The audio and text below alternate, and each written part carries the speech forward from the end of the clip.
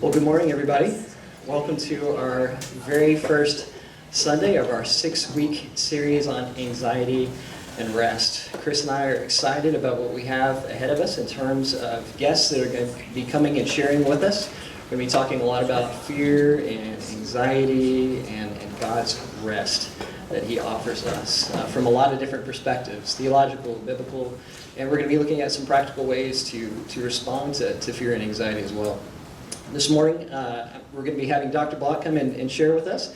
Dr. Block needs no introduction here at our church. He's been a blessing to us every time he opens the Word with us. And so let me pray and we'll get started. Gracious Father, Lord, we thank you for this opportunity to hear from your Word this morning. God, I pray that you would give us hearts to hear.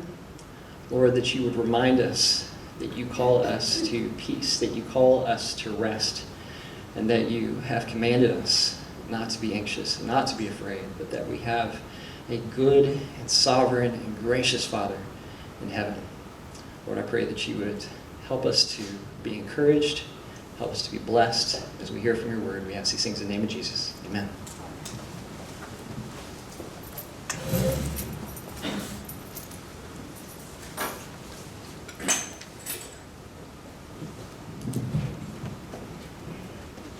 Thank you, Jacob. It's a great delight to be back with you again. Little different auspices, and we'll take a little different approach than the formal standing behind the pulpit.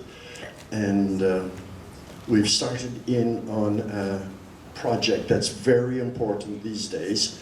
And for some of us who are more than 39 years old, how we think about these things is very different from where we grew up. At least for us it is.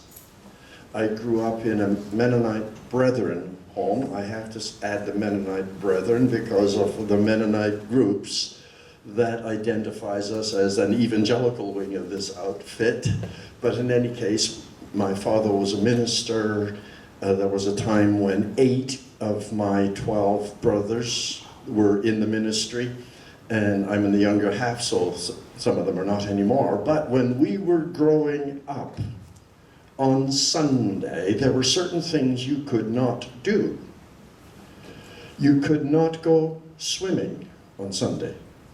And so if on the news anybody had an accident Sunday swimming in the lakes of northern Saskatchewan or whatever, it was always because they were swimming on Sunday. They broke the Sabbath. We would not plant our crops on Sundays. You could tell a Christian farmer from a non-Christian farmer by what was going on Sundays. We were not allowed to hunt gophers on Sunday. We could do it on Saturday, all we wanted. But I don't know why my father thought that would be inappropriate. But in any case, the life of an animal is sacred too, and they need a Sabbath rest, free from anxiety. And so we were, I don't know, your theme fits right into that. Well, one of the images that is in my mind, or it's actually verbal images, we used to sing this. Did any of you ever sing this? Oh, day of rest and gladness. So, day of joy and delight and light. Oh, balm of care and sadness, most beautiful, most bright. On thee the high and lowly through ages joined in tune sing, holy, holy, holy, to the great God triune. On thee at the creation the light first had its birth. On thee for our salvation Christ rose from depths of earth. On thee our Lord victorious, the Spirit sent from heaven. On thee, and thus on thee most glorious a triple light was given. Today on weary nations the heavenly manna falls. To holy convocations the silver trumpet calls, where gospel light is glowing with pure and radiant beams, and living water flowing with soul-refreshing streams. New graces ever gaining from this our day of rest, we reach the rest remaining to spirits of the blessed. To Holy Ghost be praises, to Father and to Son, the church her voice upraises, to thee blessed three in one.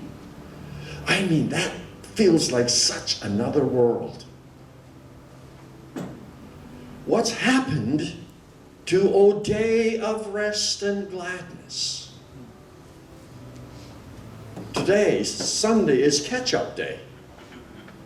For many people, I mean, we are mad in our pace of life, and we've become like rats in a cage because we never take a break. The last real experience of this for us happened in England, 78 to 80. We were there on sabbatical when I was studying, and in Liverpool at that time, everything shut down on Sunday. We were walking distance to the church, and people always wanted to get sweets for the kids before the service, but the sweet shop right next to the church was closed. It's Sunday. Everything was closed. And it forced everybody to change pace. Catch your breath. I shouldn't say, well, yes, it did force. There are people who resented that. But on the other hand, it invited people to catch your breath. And so, what we have to do is look at the biblical picture of Sabbath and see if it fits that traditional pattern that I grew up with, or if it is, we've been liberated. We don't have to keep the Sabbath anymore. We've been liberated, free from the law, oh, happy condition. And that's part of the law. Well, let's see. O day of rest and gladness. What I want to do is spend a little time on First Testament. That's my, you know by now, that's what I call the Old Testament. It's one story, not two, not a failed one and then a successful one. It's one story. First Testament perspectives on Sabbath day rest. And I am trying to look at it through the eyes of the First Testament. Not through the eyes of what is done with it later. So we need to hear those texts the way the original audience was invited to hear it. And I'm going to work with 5 theses concerning the Sabbath in ancient Israel among true believing Israelites. Of course, we always have to distinguish between Israelites and Israelites. There are 2 Israels from the beginning. There are those who are ethnic Israelites, physical descendants of Abraham, Isaac, and Jacob. But there are also those who are Israelites spiritually, the spiritual seed of Abraham. They've always been 2 different categories, or one has always been a subset of the other. But in any case, 5 theses. First, thesis number 1. The vocabulary associated with the 7th-day Sabbath highlights its primary significance as a cessation, Shabbat means to stop, of daily creative work involved in administering the world as God's vice-regents and in maintaining the life of the family and community. That's what it's for. Stop. It is set apart as a day when we stop the work we do to make a living. Of course, that doesn't mean we stop all work. There are some things, we have a saying at our house, the ox is in the well. When something comes up on the Sunday and you have to do it and you break the normal rules. But in principle, this is where it's at. Exodus 31:17. It, the 7th-day Sabbath, is an eternal, irrevocable sign between me and the Israelites, for in 6 days God made the heavens and the earth, but on the 7th day he ceased and caught his breath. Of course, God doesn't literally have breath. Like, he doesn't have a body. He doesn't have lungs. He doesn't have hands, and yet he makes things. He takes dirt and forms it. He doesn't have eyes, but he sees everything. So it's a metaphor. But God stopped on the seventh day. That's what it's about. Primarily, it's about stopping that which preoccupies us to keep up, to stay alive, to sustain life, to maintain life. And of course, in our world where we live to play, you know, that all of this sounds quite anachronistic. And in most of the world, they work to live, not work to play. If you play that you may work better. Catch your breath. Take a break. It's okay. So that's number one. The Sabbath, from the beginning, was about stopping the workaday worries and celebrate that which God in his mercy has enabled you to accomplish the other 6 days.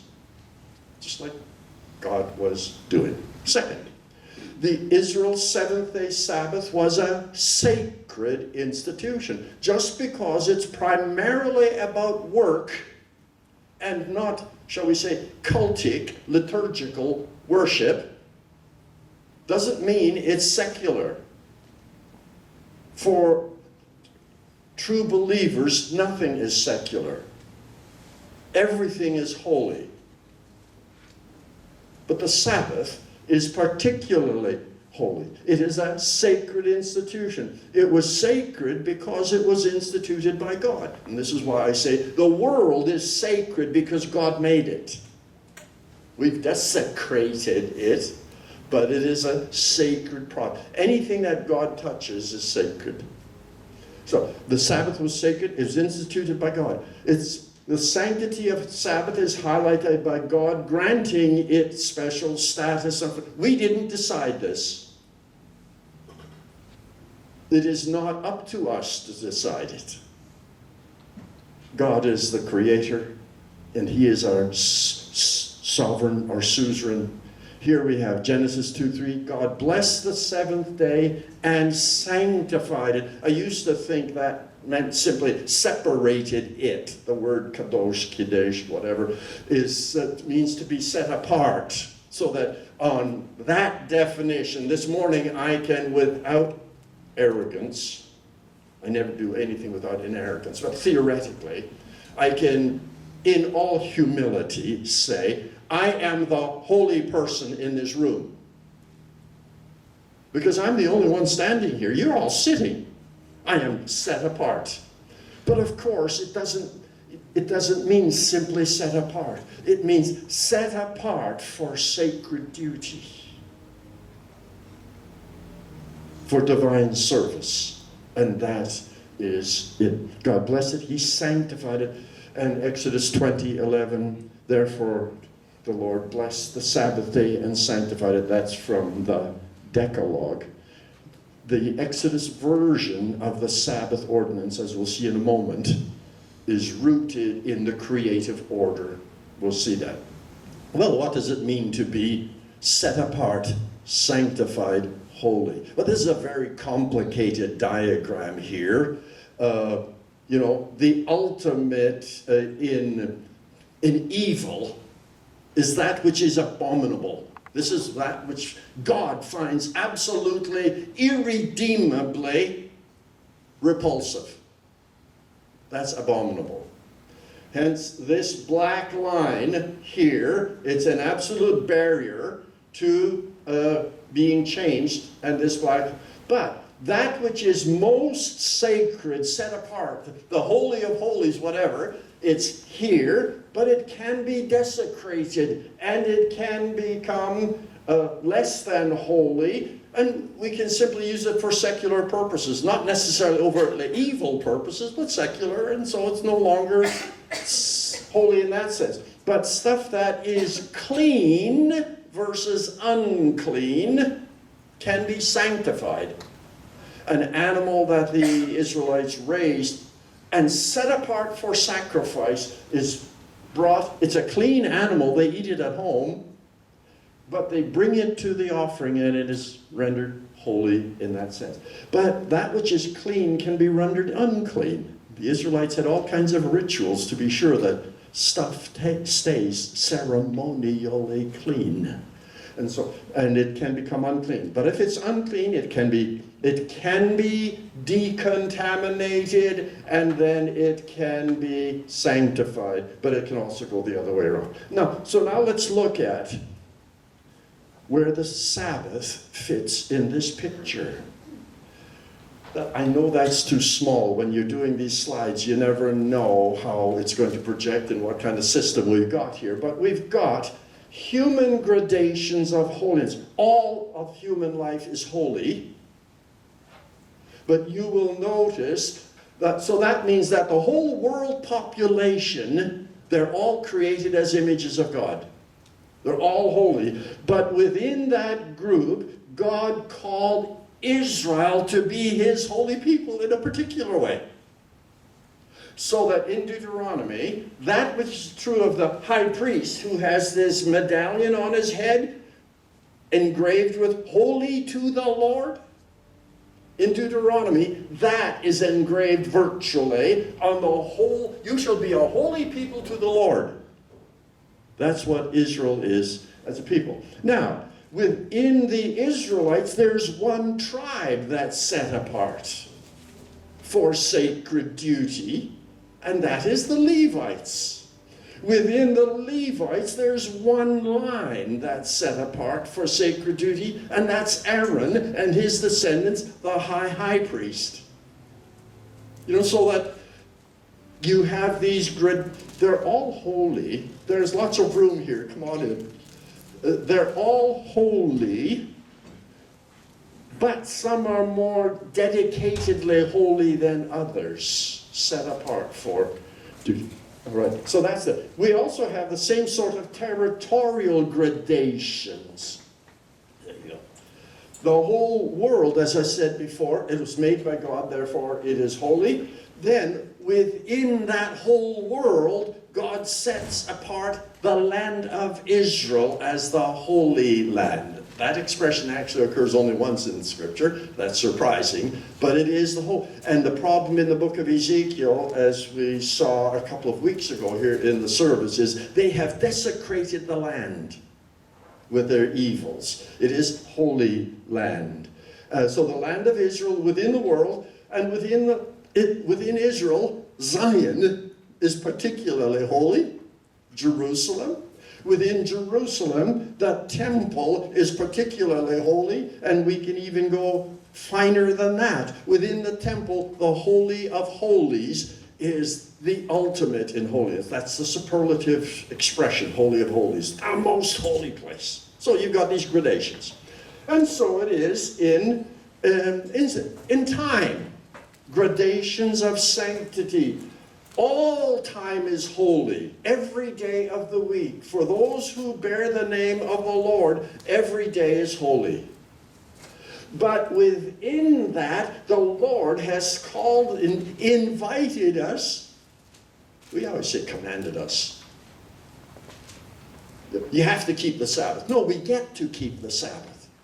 We're invited to keep the Sabbath as a particularly holy. That doesn't mean the others are not holy. No, it's just a reminder that once a week we need to be reminded that all of life is holy.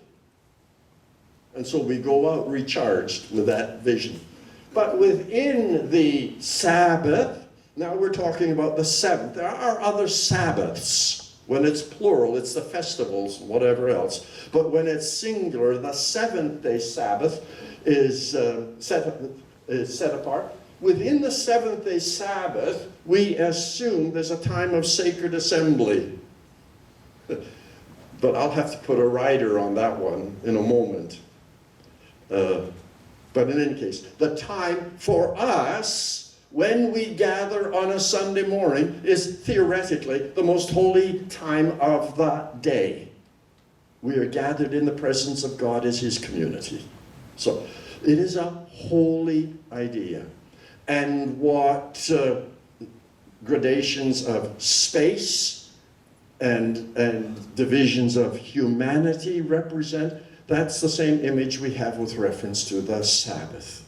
It is a reminder of the sanctity of all.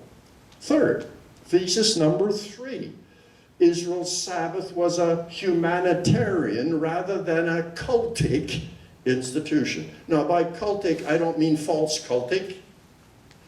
I mean ritual, religious ritual. It's what we do on a Sunday morning upstairs. That's cult. It's a neutral word for how people formally express their faith in worship.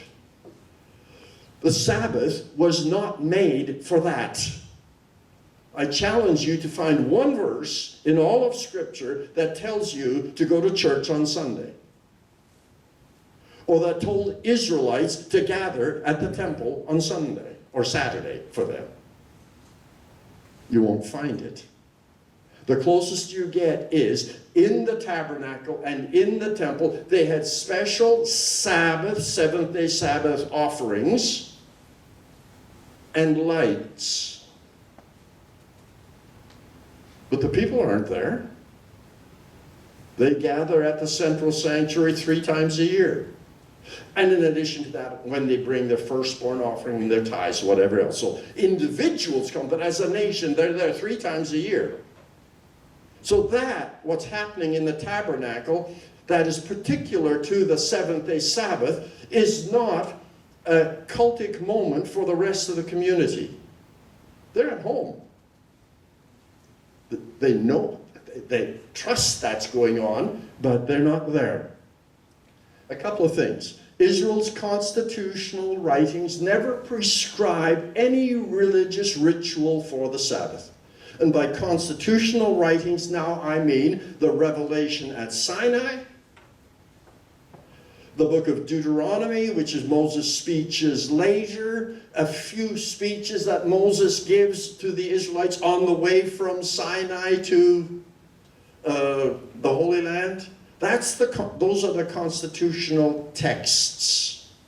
Not once do you find any reference to what people do when they gather on the Sabbath, the seventh-day Sabbath. In fact, not once do you even hear that they gather on the seventh-day Sabbath. Catches a lot of people by surprise. And of course, if you lived in the world of the New Testament, and I was going to bring some of this along, if you read the rabbis, I mean, they have got so many regulations about how you keep and don't keep the Sabbath. I mean, every little thing is regulated. But most of it has to do with how you carry on at home. Can you carry a spoon from one room to another on the Sabbath?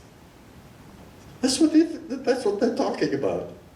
And I thought, oh, I feel so sorry they've lost the spirit. So Israel's constitutional writings never prescribe. Of course, this is, I'm making this point because there are a lot of people who say that when you look, the other laws of the Pentateuch don't apply to Christians, but the 10 Commandments do. Except for one. The Sabbath. We take it out. I hear this. My friends, my evangelical, scholarly friends, New Testament people, they do this all the time. For some reason, we can take the Sabbath out of there because it's a liturgical event. No, it's not liturgical. One other thing. What about the calling of sacred assemblies, Mikra Kodesh? Well, is that really a sacred assembly? There's a word in Hebrew for assembly. This ain't it. Here, Leviticus, you shall observe it the first day of the 7th month, that is the festival, as a total day, a cessation of labor, a reminder, a trumpet blast, a holy proclamation. I think that's what it's supposed to be. It's not a call to assemble, it's a call to make a holy proclamation. How do you do that? You blow the trumpet. Here is an interesting inscription which they found just Dr. Master knows everything about this. Near the temple, they found a stone carved with an inscription, "To the place of the trumpeting." Well, what was that? Presumably, I'm not an archaeologist nor the son of an archaeologist, but presumably, this person thinks it was at the top of the temple, there was a place where the person, the herald, at the beginning of the Sabbath or at the beginning of festivals, we're at the temple now, so it would be the festivals as well, they would blow the trumpet, time to stop your work. Come home from the fields. It's a Sabbath. And of course, the other festivals were Sabbaths as well. They stopped. You're not to do the work on, Passover and all the others. You stop as well. But that's how I interpret this expression, blowing the trumpet. It's not a call to worship. Except that it is a call to worship. Rest is worship. That's it. Okay, second. In its origin, Israel's seventh-day Sabbath institution was unconnected to the cultic calendar and regular rituals at the central sanctuary. The seventh-day Sabbath isn't tied to the tabernacle. In fact, they were keeping it long before there was a tabernacle. Exodus chapter 16. You have the manna. Remember? In my Bible, chapter 16 comes before chapter 20, which is when the Lord in the Decalogue gives the command, the seventh day is your Sabbath. That's where he normalizes it, or formalizes it. Since the gift of manna began at the exact midpoint of the journey from Egypt to Sinai, the Israelites were observing the Sabbath, at the seventh-day Sabbath, at least 6 weeks before they had arrived at the mountain, and even longer than that before the regulations concerning the tabernacle ritual and festivals were revealed. Has nothing to do with the tabernacle. Second, while the Israelites expressed puzzlement about the manna, what's it, manna? Well, the answer is, manna means what you may call it. They were curious about the manna, but nobody asked, on the Sabbath, what is the Sabbath? The Lord expressly says, on the Sabbath, you don't go out and pick manna. Nobody says, what's the Sabbath? They're asking, what's it? What is that? Manna. But they weren't asking about the Sabbath. It's as if it's a given. Well, I'm very pessimistic about the spiritual state of the Israelites when they came out of Egypt. And that's why I'm surprised nobody asked, what is this? Moses says when the Lord calls him, they will say, who sent you? And you'll say, the Lord, I'm the God of Abraham, Isaac, and Jacob. I sent you. Well, who are you? The people will ask, who is he? They're quite clueless on things like this. But when it comes to this Sabbath, nobody's questioning, where'd that come from? Apparently, it's already in place. 3, whereas the formal Sabbath ordinances prohibit creative work that people do every day in their stewardship over the environment and in maintaining their own lives, this command prohibits a specific activity. That is the manna command. You don't gather food for which you haven't worked on the Sabbath. So it's in that category. Like the manna, the Sabbath was a divine gift to be received and observed with gratitude rather than as a burdensome constraint.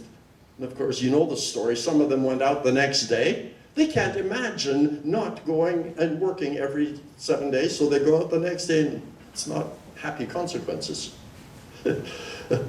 They They refused to accept the gift. God had said, here it is, take it.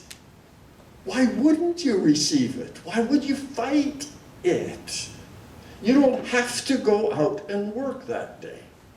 Well, it's humanitarian rather than cultic. In its origin, it was not connected to the cultic calendar and regular rituals. And of course, this is my understanding of the seventh day is at the heart of everything, but it's not part of the ritual calendar. It's at the heart of life. Well, what else? The humanitarian intent of the Decalogue is reinforced by the constitutional and literary context where it is embedded. The Decalogue, 10 Commandments, you call them that. The Bible doesn't call them 10 Commandments, why do we? The Bible calls them the 10 words, which is what Decalogue means, 10 words. 10 principles of covenant relation. God's will was revealed in stages. At the beginning you have DL, Decalogue. That's what the Israelites heard directly from God, in which, is it the third or fourth command, is keep the Sabbath. It depends whether you're Lutheran or whether you're Presbyterian. It does indeed. I think the Lutherans are right on this one. Then you have a covenant document, Exodus 20. Oh, I have to change it. I've changed my mind on where it starts. I don't think it starts at 2022. It starts at 21:1. But the covenant document is a separate section, Exodus 21 to 23:19. Then you have the instructions on holiness, often called holiness code in the literature, but I think that's far too legal, it's far too technical. These are instructions. They have the character of teaching more than legislation. And of course, the Torah of Deuteronomy. All of these, they build on the Decalogue, which has the first statement of the call for rest, or shall we say, invitation to rest. I prefer that to command to rest. Come, rest. And then, of course, it climaxes in the New Testament in the supreme command, which Jesus says captures everything. And it does. This is a picture of the Decalogue, the 10 Commandments, your word. You shall love the Lord your God, and love means you demonstrate covenant commitment in action in the interests of the other person. That's love. 1 Corinthians 13, whatever else. It's this. God demonstrated his love for the world by giving his son Jesus. That's it. John 3:16. So, love. If Jesus says, love the Lord your God with all your heart, with all your mind, your being, and with all your resources, and love your neighbor, that covers everything. And the Decalogue is all about that. In the Decalogue, you have vertical commands. I am the Lord your God. You shall have no other gods besides me. You shall not bear my name in vain. Those relate to our relationship with God. Then you have the Sabbath. In Exodus, the Exodus version of, we'll come back to this, the Exodus version of the Sabbath roots the rest on the Sabbath on God's rest in Genesis. For in 6 days he created the world and then he rested on the seventh day. But in Deuteronomy, as we will see in a moment, he doesn't base the Sabbath on creation. He says, and it's very humanitarian, it's a call to rest to the head. The Decalogue is addressed to the head of the household. Rest. But the head of the household may think, well, I'm the head of the household, I'm resting, but all my guys are out there working. And what does Deuteronomy say? It emphasizes, no, your son and your daughter, your male and female servant, your ox and your donkey, they need a rest too. And what's the rationale? For you were slaves in Egypt. You know what anxiety looks like. You've entered the rest. Don't treat others the way you were treated in Egypt. That's the point. It's totally humanitarian. We give rest even to the critters. And of course, oxen, your donkey, those are draft animals. He doesn't say anything, give sheep a rest. They're not draft animals. It's the working animals that are specified here. So, Deuteronomy, here we go. Exodus, take note of the Sabbath day by sanctifying. For 6 days you may labor, do all your work, but the seventh is Sabbath. On it you may not do any work, you or your son, your male or... We could say, you don't have to do any work on the Sabbath. Changes the tone a little bit. But yes, it is a command, but it's also an invitation. For in 6 days God made the heavens and the earth, the sea, and everything in them, and he rested on the seventh day, therefore he blessed it. But then look at Deuteronomy.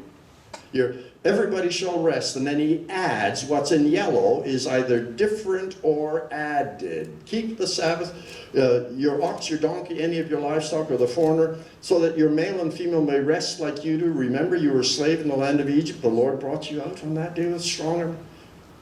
So you should observe the Sabbath. We know what life without rest is like. So we graciously invite anybody in our domestic unit to rest with us. A couple of decades. Time flies when you're having fun. We lived in Minnesota. I was at Bethel for 12 years. And right next door to us was a gentleman, Kirit Modi, wonderful guy. He's from India. His wife was Caucasian. She was Lutheran. He's Indian. But we had trouble with the drainage coming off his property and washing out our property every spring. Every spring, and it was a great frustration. So nobody got mad. We had a conversation about this. And we decided we're going to get together and re-landscape this thing and fix the thing. Well, it actually turned out magnificent. I was really pleased with what we did together. And you know, sometimes when you work together, you're trying to create a horse and you get a camel. In this instance, at the end of the day, I couldn't believe what beautifully, and it solved all the problems, and aesthetically, we had restored Eden. But we finished on a Saturday afternoon, but the place was a mess. So Kirit says to me, Dan, you go to church tomorrow and you pray for me, and I'll clean up. And I said, no, I can't stop you from cleaning up on your part of the yard, but I will request that you not clean up on my part of the yard on Sunday. It's not necessary. Why sweat it? You don't have to. Leave it for Monday. It'll get done. You know, and so it was my way of extending the gift of Sabbath to others who are implicated in the domestic economy. And so that's what we're doing here. Well, what about arguments that the Sabbath command is not part of the law of Christ? How do you know it's not part of the law of Christ?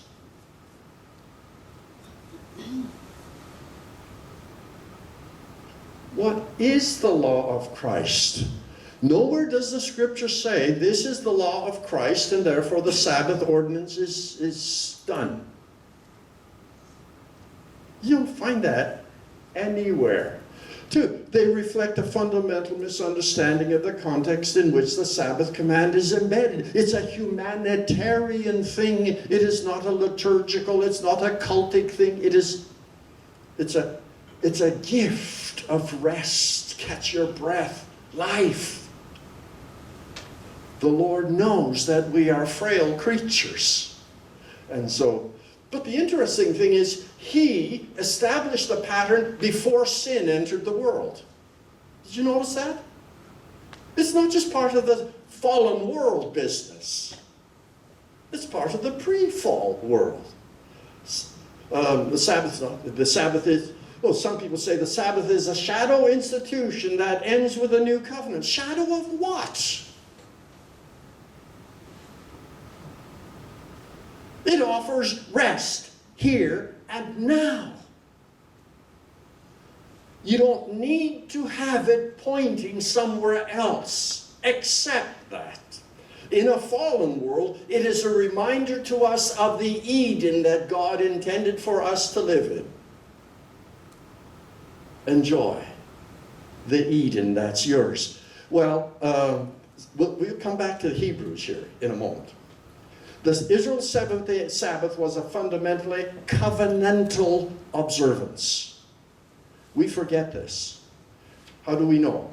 Exodus 31, 13 to 17. In Exodus 25 to 31, you have 5 speeches by the Lord to Moses to be passed on to the... No, not 5. 7 speeches that correspond to the 7 days of creation. I think it's quite intentional. But the 7th one is instruction on the Sabbath. That's the last one, the Sabbath. And after he's given this instruction, the Lord gives Moses the Decalogue tablets, hands them to them. Well, you must keep my Sabbath, for it is a sign between me and you throughout your generations, so you'll know that I am Yahweh who sets you apart. Who sets you apart? Notice, it's set apart so that you know that I have set you apart. These are all connected. It's election, it's sanctification. Observe the Sabbath, for it's holy to you. Whoever profanes it must be put to death. It's fundamental to covenant relationship. That's what that's saying. If anyone does work on it, the person shall be cut off from his people. That's covenantal. For 6 days you may do your work, but on the 7th day there must be a Sabbath of complete rest dedicated to Yahweh. Anyone who does work on the Sabbath must surely be put to death. The Israelites must keep my Sabbath by observing it throughout the generations as an eternal, irrevocable covenant. It is an eternal sign between me and the Israelites. For in 6 days the Lord made the heavens and the earth, but the 7th day he rested and was refreshed. God is inviting the Israelites to be refreshed. And in so doing, be reminded that we are the covenant people. This is the joy that's ours. Away from deliverance from anxiety. Enjoying the rest. What about the argument that the Sabbath is a sign of the old covenant, which is declared obsolete with a new covenant?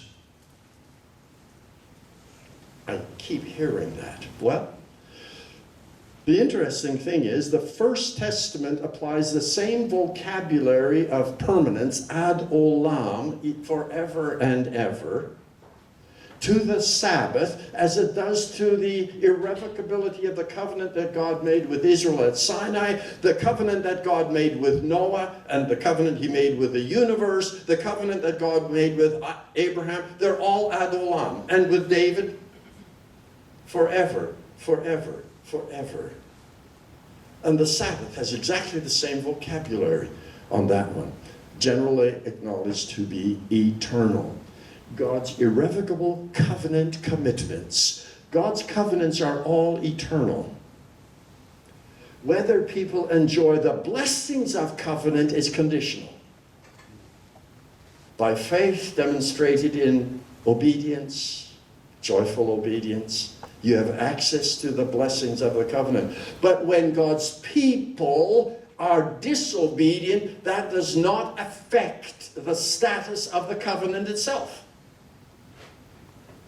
The covenant carries on. God doesn't break his own covenants. And so, access is conditional, but the covenant itself, its existence is unconditional. Ad olam. And the Sabbath is a part of that. Second, this interpretation wrongfully drives a wedge between the covenant made with Abraham and the covenant established with Israel at Sinai. Now, in the Abraham stories, we have no reference to Abraham keeping the Sabbath. But there's a curious verse in chapter 26, verses 4 and 5 that Abraham kept all the statutes and ordinances and the instructions. Although that's totally Deuteronomy language. The author of Genesis views Abraham to be the model of righteousness as taught in Deuteronomy. And he kept all my statutes. What statutes did he have? He had one or two. One, circumcision.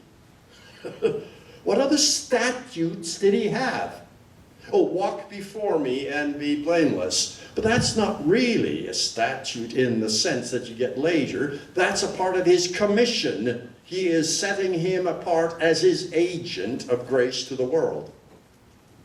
So, but the assumption is Abraham models the ideal represented by not only Deuteronomy, but the Decalogue. He loves the Lord with all his heart, and he loves his neighbor as himself. He is the model of that. And so we say, Abraham wasn't keeping the Sabbath, so we don't have to. And the Sabbath is part of the Israelite, Mosaic, Sinai covenant, and that has built-in obsolescence. Where'd you get that? The covenant doesn't have built-in obsolescence. There are aspects of covenant rituals that have built-in obsolescence, but the covenant, no. So what are we going to do with that? This interpretation fails to distinguish between shadow institutions granted by the Lord to Israel as a means of maintaining covenant relationship with him and the essence of the covenant for which the new covenant offers nothing new. Two things here. First, the shadow institutions. Sacrifices are all done away with when Christ comes. Why? Because the sacrifices were replica actions that the Lord revealed to Israel, which, if they would do them in faith and out of contrite hearts, the sacrifice of Christ would be applied to them. Did they know that that was all in this theology? I'm not sure. But the book of Hebrews is so clear. Now that the real has come, the heavenly sacrifice, the eternal sacrifice, slain before the foundation of the world, now that he's here, we don't need those shadow rituals. They were means by which that sacrifice of Christ could be applied to First Testament saints. But now that Christ is here, the real deal is here. No more shadows. The heavenly has come down to earth. And so actually, after this, sacrifice has become an act of unbelief because that's a rejection of Christ. That's the problem. But the Sabbath isn't in that picture. The Sabbath isn't in that picture. Those are other things. Well, what about the identification of the seventh-day Sabbath as a shadow institution like the sacrifice? In my view, is fundamentally flawed. The understanding of metaphor, and of course, Hebrews chapter 4, I think I have Hebrews 4:9. If Joshua had given them rest, God would not have spoken of another day later on. So then there remains a Sabbath rest for the people of God. For whoever has entered into God's rest has also rested from his works as God did from his. Let us therefore strive to enter that rest so that no one may fail. And based on this word, this text in Hebrews, there are a lot of people who say that for Christians, we don't need to keep the Sabbath because we are enjoying the spiritual rest already, and that's beside the point. No, it's not. This is a metaphor of our eternal rest, yes. But just because it's a metaphor doesn't mean, in metaphor theory, we talk about the vehicle and the tenor. The object that you're using as an analogy and the lesson you're trying to teach. Go to the ant, you sluggard, and look at the ant. The ant is a model of industry, and that's what we're supposed to do. Well, when you're using that and applying it to yourself, when you apply it to yourself, that doesn't mean you eliminate the ant as a real thing. No, it's that the ant is a picture of another bigger thing that doesn't cancel out the ant. So that when it calls on us to celebrate the rest that we've entered into, I think this is actually an invitation to enjoy the Sabbath rest even more than you ever did before. Because this is a picture of the eternal rest that we will enjoy. The Israelites When God had given them rest in the land, he revealed the place to establish his name and build a temple. He identified David and all the rest, all that good stuff. The rest, the Sabbath is a picture of the spiritual and physical rest that God invites his people to enjoy in microscopic version in this life. We live in the already, but not yet. But it is also gives us a picture of the Eden for which we're looking. And I don't know about you, I need constant reminders that this world is not my home, I'm just a passing through. My treasures are laid up somewhere beyond the blue. Actually, ultimately very earthly. But I need the Sabbath to remind me that I'm enjoying rest now, but this is a picture of a much greater rest to come. And it gives me an eschatological reason for keeping the Sabbath. Isaiah 56 is interesting. A prophet. Here's what the Lord says: preserve justice, execute righteousness, for my salvation is coming soon. My righteousness will be revealed. How privileged is the one who does this, and any human being who holds fast it, who keeps the Sabbath without profaning. You know, this is Isaiah talking many centuries after the Pentateuch, and refuses to do evil. Do not let a foreigner who has joined himself to Yahweh say, the Lord will surely exclude me from his people. Don't let the eunuch say, look, I'm a dried up tree. For here is what the Lord has said. For eunuchs who keep my Sabbaths and choose what pleases me and hold firm to my covenant, I will give them within my house and within my walls a memorial and a name better than sons or daughters. I will give each of them an everlasting name. And foreigners who join themselves to the Lord to minister to love in the name of the Lord, to become his servants, I will bring them to my holy mountain, giving them reason to celebrate in my house of prayer. Their burnt offerings and sacrifice will be accepted in my house. The declaration of the Lord. I will gather others. Here, it's applying even to non-Israelites. So it transcends the ethnographic limitations. Thesis 5. Israel's seventh-day Sabbath was to be received as a gift that made Israel the envy of the world. Peoples around Israel had all sorts of holy days and festival days and whatever else. But the Israelites' seventh-day Sabbath was absolutely, we know nothing like this. And the world would be watching and saying, wow, how fortunate you are. We have reflection of this in Deuteronomy 4-5. You know what? When people ask me, well, what was the point of the law for the Israelites? Lots of people say, well, the law was their way of being saved, salvation. We are now in the age of faith and grace and whatever. They earned it. No, they didn't. Read Paul.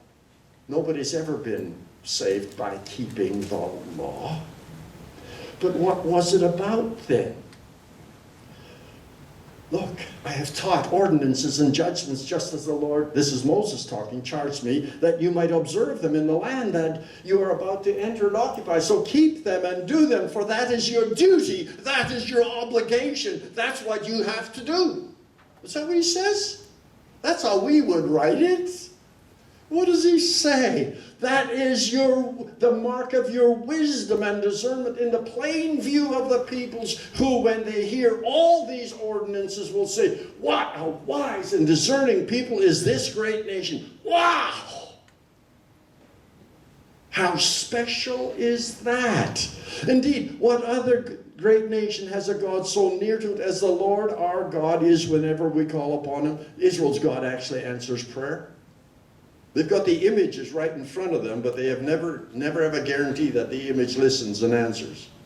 God has no image, but he answers. What a treasure. But then look at verse 8. And what other great nation has ordinances and judgments as burdensome as this whole business? And the Sabbath is the worst. Yeah, if you are living in first century, when you're living with all the strictures that the traditions, Pharisees, have put on you, then it is a symbol of bondage. But they've lost the spirit of it. What other nation is there that has judgments as righteous as this whole Torah I'm setting before you today? Israel was the envy of the world.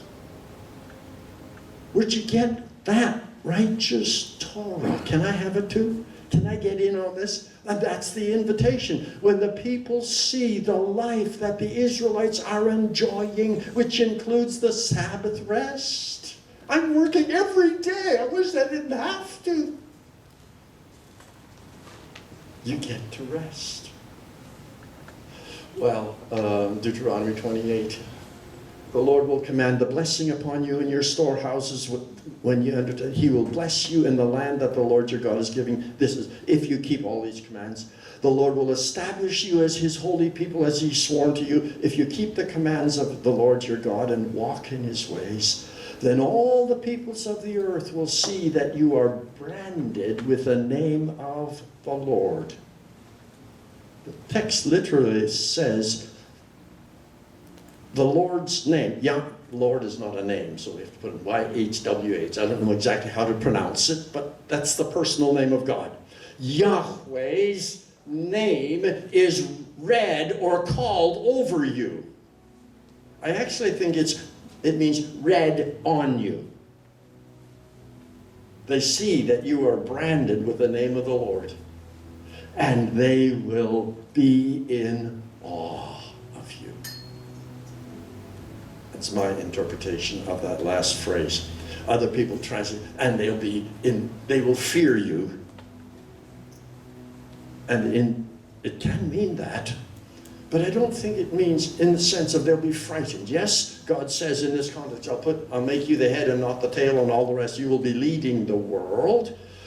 But I don't think this is primarily about fright. I think it's about awe. They'll look at you and say, wow. What a privileged people you are. 4 concluding reflections, or maybe 5. 1. At the most mundane level, the seventh-day Sabbath served a humanitarian agenda, offering Israelite workers an opportunity to catch their breath and be refreshed for their work that the next week will require. Anxiety to rest. Come to me, all you who are working so hard and your burdens are so heavy, and I give you rest. And the Sabbath is an image of that. 2, by rooting the Sabbath in God's own actions in the week of creation, the Exodus version of the Decalogue presents the Sabbath as an opportunity for Israelites to declare a fundamentally theological perspective on life. Why do you keep the Sabbath? Because I know that God made this world and he put us here to tend it for him, and we have the awesome privilege of doing that as he pleases. And it's not only that, it's a fundamentally theological perspective, it's also a test of faith. Again, when I was growing up in harvest time, you don't want your grain to stay out on the field over winter. And of course, in the fall, it would often rain in harvest time, and then you have to wait until the grain is dry again. These days they have dryers and all the rest of that. They can thresh damp grain. We couldn't. Your granary would burn, spontaneous combustion because of it. But rain is coming on Monday, and our neighbors would all be out on the fields madly on Sunday combating. My father never went out there on the Monday. He says that's the Lord's problem. And if we don't get the harvest in, Well, my father was a farmer, but bivocational. He wasn't a very good farmer. Maybe if he had harvested on Sunday, he could have paid tuition for my college. But he couldn't. He didn't do that. But in any case, it is a worldview. I'm not a materialist. Matter is everything. I have a spiritual view of life and the world, and God is in the picture. And that's the signal we send. Many of us are practical atheists. Keeping the Sabbath was an act of faith. Indeed, in first reference to human beings observing the Sabbath, it presented as a test whether or not they would trust the Lord to provide for them on the Sabbath, and whether or not they would faithfully obey his commands. 4. As a fundamentally covenant observation, the Sabbath is an invitation to celebrate the relations we enjoy with God and the peace we have. Shalom. It's a picture of shalom. And then finally, the Sabbath both reminded Israel of the shalom of Eden and symbolized the Edenic future that awaits the cosmos as a whole. Well, I mean, that's the theology. How do we do this in real life? That's the question. I can tell you that the way we keep the Sabbath at our house is different from when we were younger. I mean, on the Saturday afternoon, you'd do the chores a little bit earlier, and then after supper we'd polish our shoes and do our Sunday school lesson for the next morning. And, you know, we were already getting into the groove of the Sabbath. It's coming in the morning. We're not there anymore.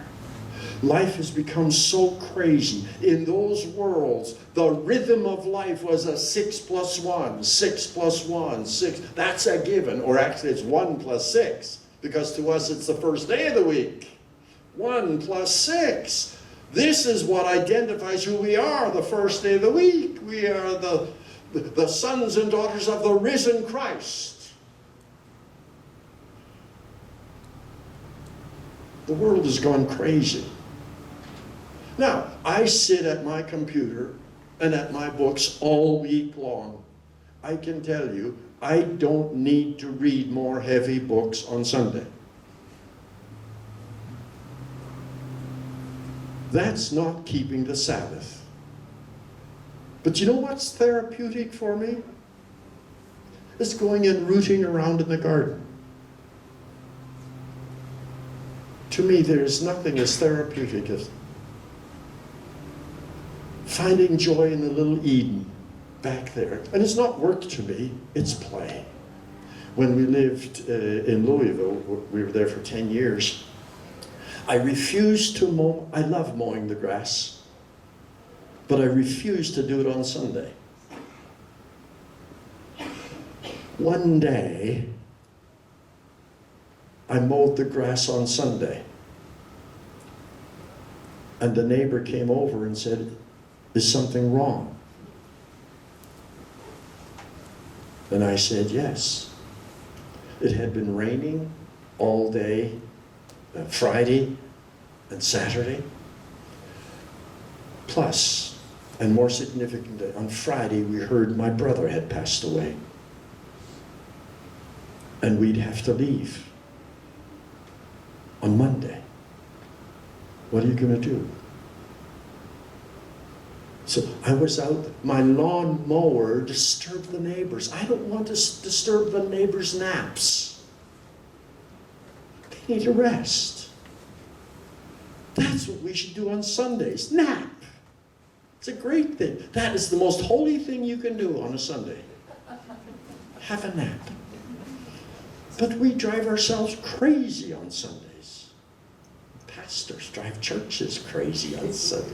Pastors are driven crazy on Sundays. That's the hardest day of the week. But it's at that point I say, the spirit of the law. We're guided by Torah, but driven by the Spirit. If Sunday is our day of heavy work, I am confident God is quite all right with having a Sabbath on a Monday or whatever else. It's the 6 + 1 rhythm, I think that's important here, reminding ourselves that this world is not our home for now. It's a picture of another world, and we're headed there. But anyhow, most of us are probably better in the words we say about these things than in how we keep them. I have shown up at Home Depot on a Sunday. I still always feel guilty about that. I do. It's not quite right. I'm making other people work. But we all go to the restaurant on Sunday night. We do this. There was a time in our family when we debated, is it right for Christians to go and eat out on Sunday? And the answer was clearly no. Because you're making somebody else work. You're enjoying the Sabbath, but at somebody else's expense. So, I'm okay eating out on Sunday lunch, but we have to think about these things. Not just glibly do that. Everything is spiritual, and everything. Which is probably why, if we Christians are out on Sunday having lunch, we better tip like a Christian on Sunday. It's a way of assuaging our sense of guilt. I shouldn't be here. I mean, it is a complicated world. Some people's work forces them to have a different pattern.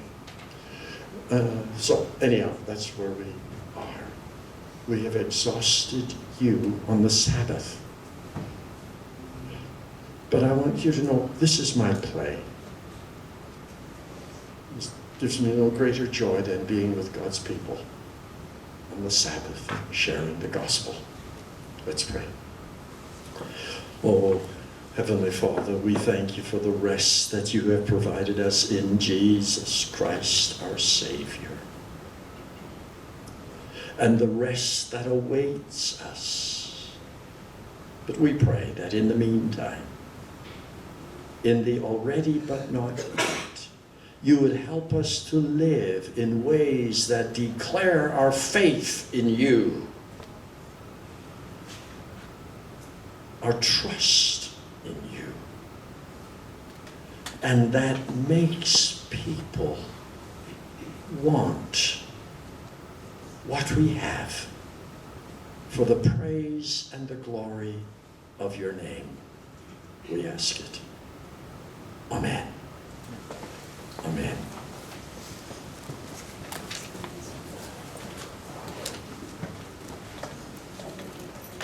Just want to take a moment and tell everyone thank you for coming and joining us this morning. Let's give Dr. Block a hand. Thank you very much for joining us. I want to make you aware of the fact that Dr. Block has authored a number of works. We have examples of these on the back table. He has recommended that we recommend to you that these books are available on Amazon for purchase. Thank you all very much. You may be dismissed.